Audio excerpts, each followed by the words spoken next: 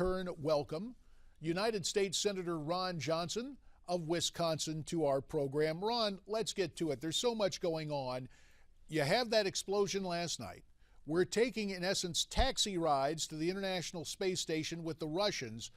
What is our future of space, our future in space, the way this administration wants it, and what do you see our future in space exploration? What would you like it to be? Well, I would say in spite of the setback, I think future in space is actually looking pretty good because we're bringing the private sector into the equation, with companies like Orbital Sciences and SpaceX. I think this is their third supply mission. I think SpaceX has flown 4 missions to supply the space station. And JD, it's actually absolutely critical that we have a robust launch capability in this country because we have been losing that. We've been relying too much on Russian engines and Russian launch capability, and we're finding that Russia is not exactly a reliable ally. So I think it's actually a good sign that the private sector is getting involved in space launches and satellite technology, and that's a really good thing. This is a setback, no doubt about it, very unfortunate, but I think the future is going to be looking bright for not only what we need to do in terms of monitoring our own planet, but future space exploration as well to just expand the knowledge base of humankind. Ironically, that failed launch last night was delayed because of concern about an unauthorized craft off the coast of Virginia, which brings me to my next topic, and that is Homeland Security. Homeland Security Secretary Jay Johnson ordering increased security for more than 9,500 federal government buildings, and those buildings host about 1.4 million visitors a day. Is this a reaction to the lone rat attacks we've seen in Canada and New York? Well, I'm sure it is, as well as probably some additional intelligence information that our intelligence gathering capabilities, our agencies are obtaining. And JD, I guess the point I'd like to make is we're going to have to fight this Islamic terrorism on the defense by strengthening our defense, but I'd much rather go on the offense because as long as ISIS doesn't lose, they're perceived as winning, and they'll continue to inspire this type of activity, whether it's lone wolf or whether it's affiliated terrorists around the world.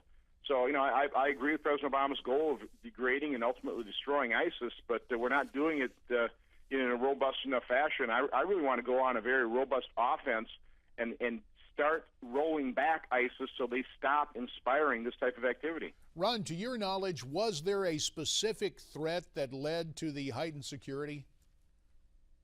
No, I'm not aware of anything specific, but I just do know that there are, and there have been, JD, since 9/11 and even before that, we're under constant threat.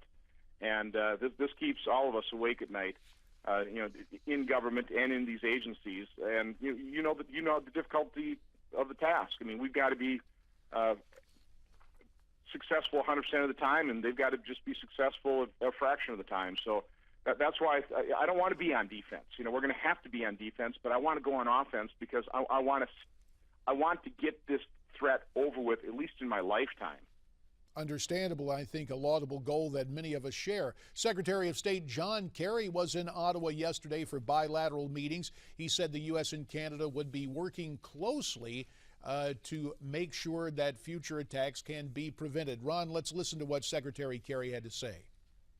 The question that our adversaries want us to ask is there nowhere safe? And that is a question to which we firmly reply, no, there is nowhere safe for those who would pervert the teachings of a great religion, murder the innocent, betray their neighbors, and line up on the side of such pernicious groups as ISIL and Al-Qaeda. Strong comments by Secretary Kerry. Senator Johnson, your reaction, about 30 seconds, sir. Well, those are good words, and we always hear good words out of Secretary Kerry and President Obama. But right now there is a safe place for them. It's called the state of ISIS, and that's what we have to defeat. We've got to roll back those territorial gains, and we've got to defeat this terrorist organization. Senator Johnson, we're going to ask you to stay with us through the break, and you have just heard what Ron Johnson had to say about taking a more proactive stance to deal with lone rat terror in the United States. What's your response? Why don't you tweet me your comments at Newsmax TV,